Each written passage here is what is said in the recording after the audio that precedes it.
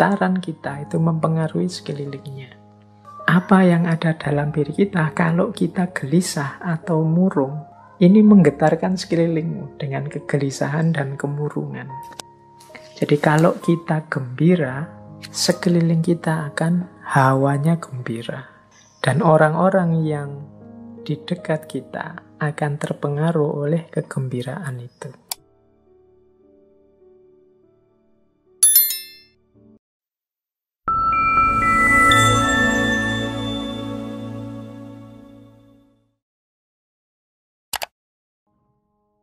Assalamualaikum warahmatullahi wabarakatuh. Bismillahirrahmanirrahim. Sebagian besar kita memahami Barat itu kan peradaban yang materialistik, peradaban saintifik yang fokusnya hanya pada kemajuan peradaban di level materi. Sebenarnya kalau kita gali secara dalam, kita tengok wacana-wacana yang berkembang di Barat, tema-tema spiritual, tema-tema religius transenden itu di sana juga berkembang. Tokoh-tokohnya juga banyak. Meskipun mungkin tidak terlalu populer di kalangan kita. Yang saya tahu banyak juga motivator-motivator di kita itu memanfaatkan teori-teori gaya spiritual, pendekatan-pendekatan batin yang dikembangkan oleh beberapa tokoh Barat. Nah, malam hari ini kita belajar salah satu teori yang populer sekali di Barat, bahkan mungkin juga sudah nyampe ke banyak kalangan di kalangan kita. Yang teori ini ya sebenarnya dirumuskan dari berbagai tradisi agama, tradisi spiritual.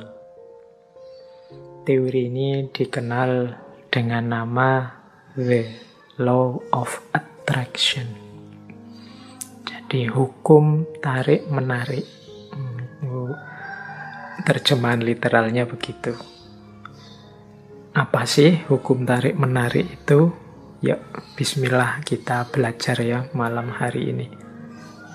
Semoga ada sesuatu yang bisa kita raih dari kajian kita malam hari ini. Ya meskipun mungkin nanti ada yang komen, Pak ngapain sih Pak tak belajar tentang spiritualitas di Barat, wong yo kita ini kan peradaban yang kaya spiritual. Ya kita ini orang Timur memang dicitrakan sebagai memiliki banyak sekali tradisi-tradisi spiritual. Mungkin saking banyaknya sampai kita ini jadi ndak ada wow-nya lagi, ndak ada kagetnya lagi kalau kita membahas spiritualitas yang rumusnya kita ambil dari tradisi Timur.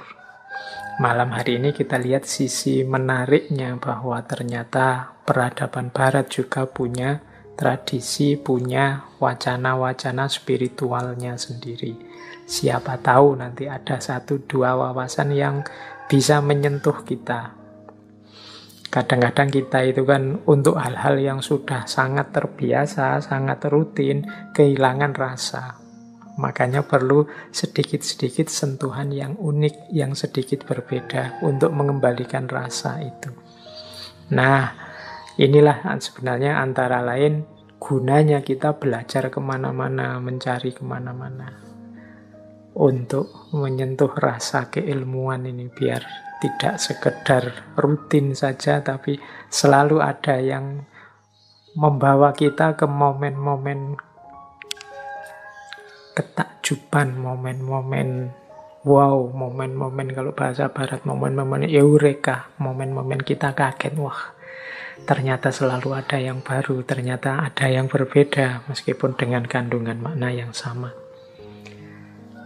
Baik, bismillah kita mulai Law of Attraction. Saya buka dengan quotes yang populer sekali dari Buddha untuk memahamkan kita, mengantarkan kita ke gagasan utamanya Law of Attraction. Menurut saya quotes ini nanti jadi kuncinya sampai ke belakang. Dan inti teorinya mungkin ya ada di quotes ini. Jadi ada satu quotes dari Buddha yang bunyinya, apa yang engkau pikirkan, seperti itulah nanti engkau akan menjadi. Apa yang engkau rasakan, itulah nanti yang akan engkau tarik. Maksudnya engkau hadirkan yang akan terjadi dalam hidupmu. Dan apa yang engkau bayangkan, itulah nanti yang engkau ciptakan. What you think, you become. What you feel, you attract. What you imagine, you create. Teori Law of Attraction ini nanti sebenarnya intinya ada di sini. Ada di satu quotes ini.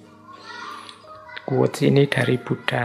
Ya seperti tadi saya bilang, teori Law of Attraction ini diramu dari berbagai tradisi spiritual oleh beberapa tokoh. Nanti kita lihat siapa saja tokoh-tokoh itu ya, antara lain. Tapi inti teorinya tadi, bahwa bagaimana pikiran kita, apa yang ada di kepala kita dalam bentuk pikiran, itulah nanti yang akan kita wujudkan dalam kenyataan. Jadi inti teorinya itu. Ya kalau pikiran-pikiran kita positif, ya kita akan mengundang hal-hal yang positif dalam hidup kita. Tapi kalau pikiran-pikiran kita negatif, ya kita mengundang hal-hal yang negatif dalam hidup kita. Itu inti teori The Law of Attraction.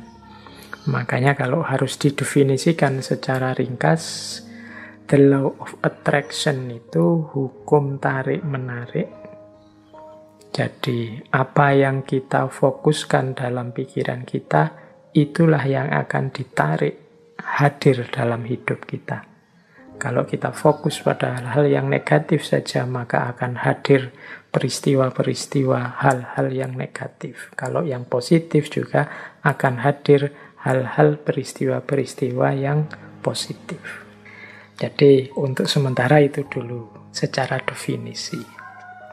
Nah, sekarang kita lihat kerangka-kerangkanya.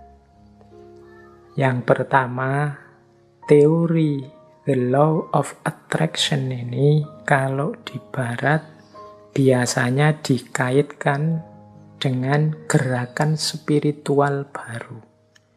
Namanya New Thought. Jadi ada di barat itu di awal abad 19 gerakan-gerakan yang dikenal sebagai New Thought, gerakan spiritual baru.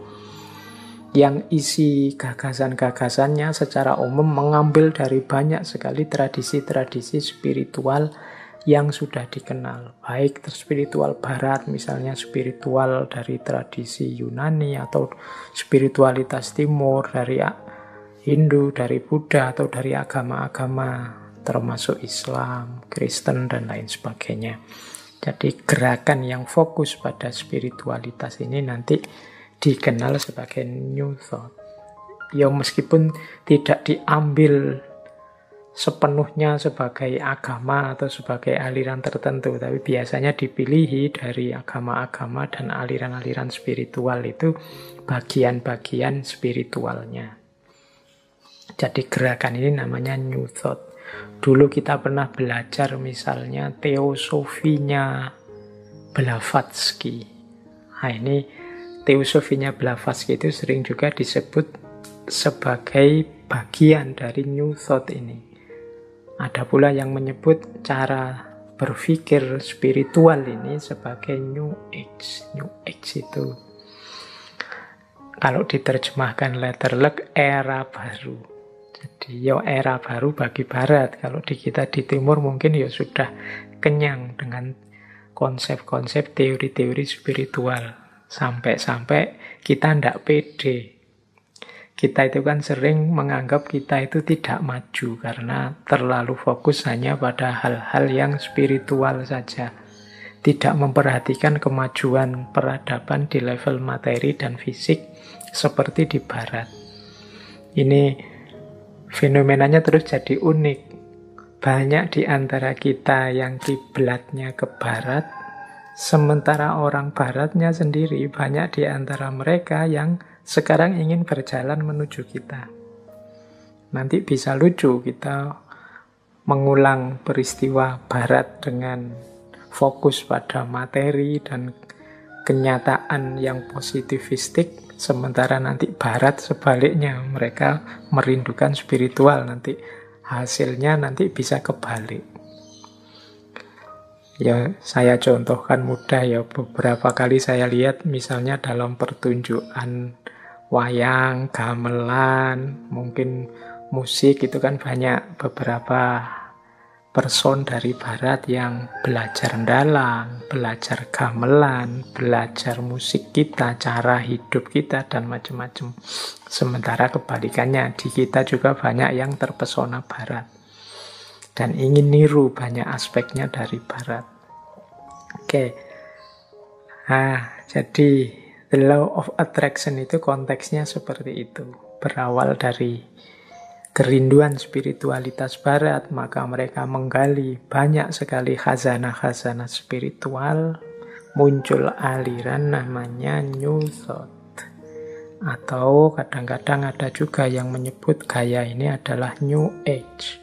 Tadi saya sebut tokohnya misalnya Helena Blavatsky.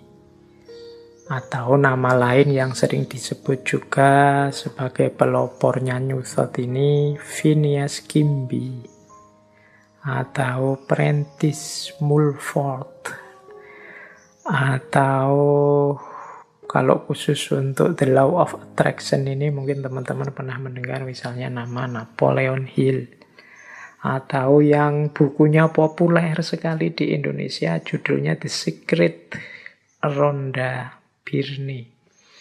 Ini penulis, jurnalis, produser televisi dari Australia yang aktif sekali, intensif sekali menyebarkan gagasan-gagasan The Law of Attraction ini, baik lewat acara-acara TV-nya maupun bukunya yang kalau di Indonesia jadi bestseller itu yang judulnya The Secret. Jadi itu kerangkanya itu. Ya, kalau dari sisi kerangka framework konsep atau aliran spiritualnya ya, ada yang menyebut The Law of Attraction ini campuran antara Hermetisme. Hermetisme ini aliran spiritual yang ada di Yunani kuno. Kemudian ada juga transendentalisme, konsep spiritual, agama-agama, konsep-konsep tokoh sufi kalau dalam Islam, tokoh-tokoh spiritual, Buddhisme, Hinduisme, dan lain sebagainya. Ini diramu, kemudian salah satunya muncullah teori The Law of Attraction.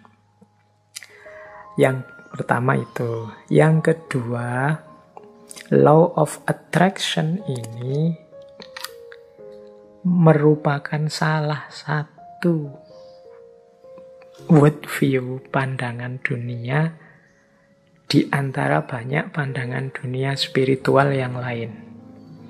Jadi New Thought tadi punya beberapa, kalau bahasa mudahnya kita sebut saja natural law. Ada hukum alam tapi di aspek spiritual. Selama ini kita ngertinya hukum alam itu kan aspek fisiknya. Jadi natural law itu bayangan kita selama ini, sesuai teori yang kita pahami selama ini, itu ya hukum alam yang eksakta, ya kayak matahari terbit dari timur, kemudian apalagi bulan mengelilingi matahari, dan macam-macam air, kalau direbus 100 derajat dia mendidih dan lain sebagainya, natural law yang eksak. Tapi ini hukum alam yang metafisik, bukan hukum alam yang fisik. Nanti ada, kita tengok beberapa termasuk natural law ini. termasuk law of attraction ini. Jadi ciri pertama dia new thought, ciri kedua dia natural law, tapi natural law yang metafisik. Yang ketiga, natural law ini punya gagasan, kalau bahasa filsafatnya, mind over body. Jadi mind over body ini pikiran yang menguasai tubuh, yang rohani lebih penting daripada jasmania. Ini kalau di kita pandangan ini biasa sekali. Kita belajar mistisisme, kita belajar tasawuf, itu asumsi besarnya adalah mind over body. Yang rohani itu yang esensial. Sementara yang jasmani ini sifatnya parsial temporal. Nah, kalau di barat tapi ini wacana yang luar biasa, karena barat modern itu kan sering melihat dunia ini di aspek materinya saja. Makanya teori-teori sains itu sering disebut positivistik. Positivistik itu hanya percaya pada yang ada faktanya dan yang masuk akal saja. Kalau tidak ada faktanya, tidak percaya. Kalau tidak masuk akal, tidak percaya. Nah, ini pandangan kebalikan dari mind over body. Dia butuh fakta dulu, butuh kenyataan dulu, baru percaya. Ya kalau teman-teman sering posting di medsos, terus teman mau menyampaikan sesuatu, terus kalian balesnya, kalau tidak ada fotonya atau tidak ada videonya, tidak percaya. Tidak ada fotonya berarti hoax. Nah, butuh fakta dulu, butuh bukti nyata dulu, baru percaya. Ini sebenarnya tradisi modern yang dikenal sebagai positivistik. Misalnya tentang yang gaib-gaib. Kita tidak percaya dulu sama yang gaib-gaib sebelum ada faktanya. Oh, itu kalau kita orang yang beragama agak kesulitan menggunakan logika ini, karena keimanan kita itu isinya ya sebagian besar hal-hal yang metafisik, yang tidak bisa diakses langsung oleh panca indera. Jadi kalau kita punya pandangan body over mind, wah susah kita. Jangan-jangan ini yang membuat kadang-kadang hari ini kan kita banyak ini membawa kamera ke kuburan-kuburan, bahwa ingin membuktikan ada yang gaib bener, ada hantu bener apa enggak, ada jinnya bener apa enggak. Itu kan karena kita ingin membuktikan bahwa di situ secara fisik bisa difoto atau bisa digambar tentang manifestasi yang gaib-gaib itu. Ya namanya gaib ya susah sebenarnya dicari fakta fisiknya, wong dia karakternya metafisik. Tapi kan kita menuntut terus bukti fisik. Nah ini jangan-jangan memang paradigma berpikir kita, paradigma yang body over mind. Jadi nuntut fakta nyata dulu sebelum percaya. Ini agak berat bagi kalangan agamawan. Nah di barat mulai ada kesadaran mind over body, termasuk munculnya the law of attraction ini. Kita lanjutkan, silahkan ambil nafas sebentar. Nah, kita lihat lagi ya tadi yang tentang natural law tadi. Saya membaca buku yang judulnya Seven Cosmic Laws. Ini teorinya mirip dengan natural law tadi yang nulis William Walker Atkinson. Saya jelaskan sebentar. Natural law versi para spiritualis barat ini. Nanti mungkin teman-teman ada kesempatan untuk membandingkannya dengan spiritualitas timur.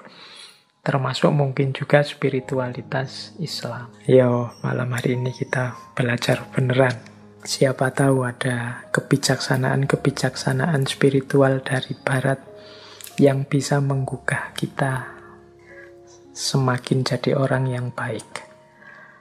Nah, Seven Cosmic Law. Ini sebelum masuk spesifik ke arah the law of attraction. Law of attraction itu salah satunya saja. Sebenarnya ada, kalau menurut William Walker Atkinson, ada 7 hukum hukum semesta. Istilahnya kan kosmik. Jadi alam semesta ini ada 3 rumusan hukumnya. Yang pertama apa? Yang pertama ada the law of vibration. The law of vibration itu segala sesuatu itu bergetar. Tidak ada yang diam. Getaran-getaran dalam frekuensi yang sama akan saling menarik. Kegembiraan akan menarik kegembiraan yang lain. Nah, fokuslah secara konsisten terhadap pikiran tertentu, maka akan menarik getaran yang sama. Jadi the law of vibration itu kita ini bergetar terus. Ini menjelaskan bergetar ini mungkin tidak mudah. Kita ini kan sebenarnya tidak diam. Coba teman-teman perhatikan pikiranmu, perasaanmu, intelijensimu, ini kan kerja terus. Ya dari luar kelihatan diam, tapi di dalammu itu kan rame terus. Nah, itu mungkin mudahnya ya, jenis getaran. Engkau sedang berada di frekuensi mana? Mungkin engkau sedang marah-marah, mungkin engkau sedang senang, mungkin engkau sedang gelisah, mungkin hari ini engkau sedang bingung karena vaksin, mungkin hari ini engkau sedang gelisah karena sekelilingmu sedang pembatasan ketat karena pandemi. Mungkin ini kan sebenarnya dirimu itu sedang bergetar. Nah, the law of vibration itu vibrasi yang sama akan saling menarik atau akan menggetarkan energi atau menggetarkan vibrasi yang dekat dengan dirinya. Jadi kalau kita gembira, sekeliling kita akan hawanya gembira. Dan orang-orang yang di dekat kita akan terpengaruh oleh kegembiraan itu. Itu the law of vibration, mudahnya begitu. Jadi getaran kita itu mempengaruhi sekelilingnya.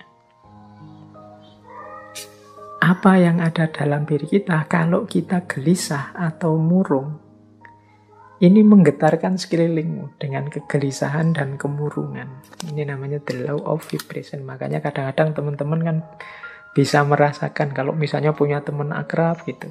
Temanmu sedang sedih, terus dekat denganmu. Dia pura-pura banyak ketawa, pura-pura ceria. Tapi getarannya bisa engkau tangkap. Itu the law of vibration. Jadi getaran yang ada dalam diri kita itu akan menarik frekuensi yang sama dari yang ada di sekeliling kita. Kalau teman-teman dekat dengan teman yang sedang sedih, sedang gelisah, sedang susah, sekali-sekali dia tampak nangis, itu kan kita ikut terus hanyut dalam situasi kesedihannya, ikut dalam kemurungannya. Nah, ini ilustrasi mudah. Kalau teman-teman dekat dengan teman yang sedang senengnya luar biasa, cerianya luar biasa karena tujuannya tercapai gembira, itu kita dekat dia juga ikut gembira. Jadi getaran yang ada dalam diri orang lain bisa mempengaruhi getaran yang ada dalam diri kita. Demikian pula sebaliknya. Jadi kegembiraan akan mendatangkan kegembiraan. Kesedihan juga akan mendatangkan kesedihan. Ini the law of vibration namanya. Menyikapi the law of vibration itu seperti apa? Ya menurut William Walker Atkinson adalah fokuslah pada yang baik-baik, yang indah-indah, yang nyaman-nyaman di pikiranmu. Apa yang engkau inginkan, fokuskan ke situ pikiranmu terus. Jadi getaran kesuksesan, getaran cita-cita keberhasilan, getaran cita-cita kebahagiaan itu biar menyebar kemana-mana dan menarik itu ke dalam dirimu. Yaitu, ayo mikir yang positif-positif saja. Ayo menginginkan yang baik-baik saja. Ayo mengharapkan yang nyaman-nyaman saja, yang damai-damai saja. Loh, itu nanti itulah yang akan hadir karena tertarik oleh getaran keinginan kita, getaran yang ada dalam diri kita. Itu namanya the law of vibration. Itu hukum yang pertama. Jadi carilah frekuensi yang bagus, getaran yang bagus dalam dirimu. Dan hidupkan itu biar mempengaruhi sekelilingmu. Yang pertama itu cosmic law, yang kedua the law of relativity. Dalam hidup ini berlaku hukum relativitas. Relativitas mungkin tidak persis sama seperti relativitasnya Einstein. Tapi relativitas di sini adalah mudahnya begini. Tidak ada sesuatu yang bisa kita pahami sampai kita hubungkan dengan sesuatu yang lain. Apakah itu tentang sifat, nilai, kualitas, atau artinya sesuatu, dan lain sebagainya, itu kita akan susah memahami kalau kita tidak menghubungkannya dengan yang lain. Itu namanya the law of relativity. Yo, ilustrasi mudahnya, misalnya sampean mau menilai saya, Pak Faiz itu wajahnya seperti itu masuk kategori ganteng apa jelek? Itu kan susah kamu jawab, mungkin ya sungkan barang, gak berani ngomong. Tapi mudahnya itu, kalian ngerti saya cakep apa jelek, itu kan ketika dibandingkan, dihubungkan dengan yang lain. Mungkin dengan wajahnya orang lain. Kalau dihubungkan dengan yang lebih cakep, ya saya ndak ada apa-apanya.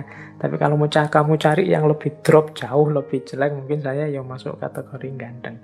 Nah, itu the law of relativity. Indonesia ini negara yang nyaman, maju, atau negara yang terbelakang, mundur?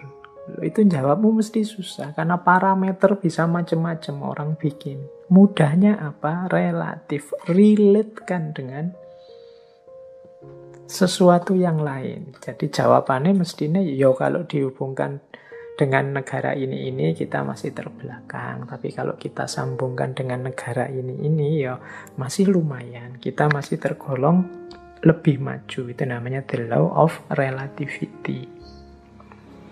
Jadi ini hukum alam yang kedua. Nah, maksudnya apa William Walker ini menunjukkan the law of relativity? Ya,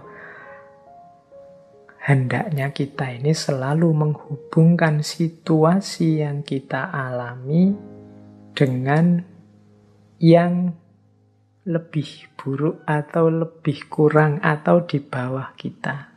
Tujuannya apa? Biar kita bersyukur. Semua kegelisahan, ya mungkin tidak 100% lah. Sebut saja 90% kegalauan, kegelisahan kita hari ini, itu muncul karena kita merelasikan diri dengan sesuatu yang lain, yang lebih tinggi, lebih bagus, lebih sukses, pokoknya lebih segalanya dari kita. Akhirnya kita tidak mampu untuk bersyukur. Mau bersyukur itu lebih berat karena kita melihat hidup kita ini serba kurang. Kita salah mencari relasi, menghubungkan diri kita dengan apa. Karena tiap hari mungkin engkau melihatnya artis siapa, atau melihatnya tokoh siapa, atau kiblatmu orang besar siapa, itu terus orang kaya siapa, itu terus orang sukses siapa, itu terus, sehingga ketika menengok dirimu yang lahir hanya pesimisme, underestimate, merasa betapa tidak berharganya dirimu dan lain sebagainya, akhirnya tidak bisa bersyukur. Nah, untuk bisa bersyukur, ingatlah the law of relativity tadi. Kalau engkau mau melihat yang lebih bawah darimu, masih banyak. Ada mahasiswa yang sumpek sekali karena semester akhir belum punya pacar misalnya. Dia lupa bahwa dia jadi mahasiswa itu aja sudah kelebihan yang luar biasa. Benchmarknya mungkin temennya. Benchmark itu tempat dia mengukur, tempat dia merelasikan diri, itu temennya yang sudah punya pacar. Tapi dia lupa, dalam dirinya ada banyak kelimpahan, ada banyak kelebihan. Dia sibuk hanya satu kekurangan ini. Ini biasanya karena salah merelasikan diri. Akhirnya susah bersyukur. Nah, itu hukum alam yang kedua. Law of relativity. Ayo, untuk banyak hal, ya enggak untuk semua hal ya. Untuk beberapa hal, law of relativity ini kita pakai ya untuk yang baik-baik. Sholat, ibadah, untuk tekun belajar. Nah, kita ambil yang level tinggi biar kita semangat untuk meniru yang baik-baik. Tapi untuk hal-hal tertentu kita ambil standar yang lebih di bawah kita sehingga kita tidak lupa untuk bersyukur.